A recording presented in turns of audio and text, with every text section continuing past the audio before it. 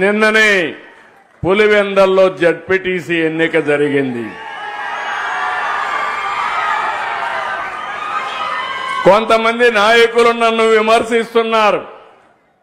అక్కడ ప్రజలు ఒక క్వశ్చన్ అడిగారు.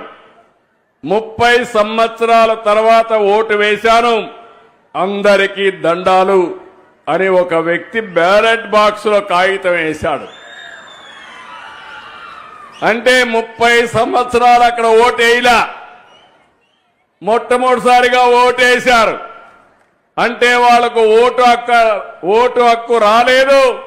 ఈ యొక్క 79వ స్వాతంత్ర దినోత్సవ సందర్భంగా వాళ్లకు స్వాతంత్రం వచ్చిందని మీ అందరికీ విజ్ఞప్తి చేస్తున్నా.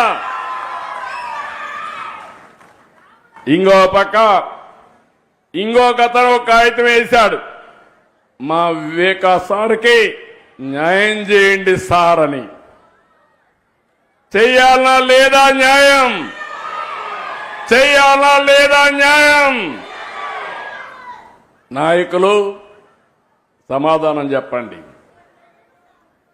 నేను ఒకటే చెప్తున్నా మీ అందరికీ, కొంతమంది నేరస్తులు, కరుడుగట్టిన నేరస్తులు రాజకీయ ముసుగులో వచ్చి సమాజాన్ని అతలాకుతలం చేయాలనుకుంటున్నారు.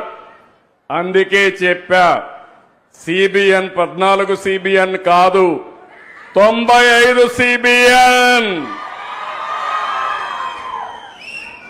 అందులో నేను గాని, పవన్ కళ్యాణ్ గారు గాని, బీజేపీ గాని ఎక్కడా అన్యాయం చేయం, ఎవరి జోలుకు రావు.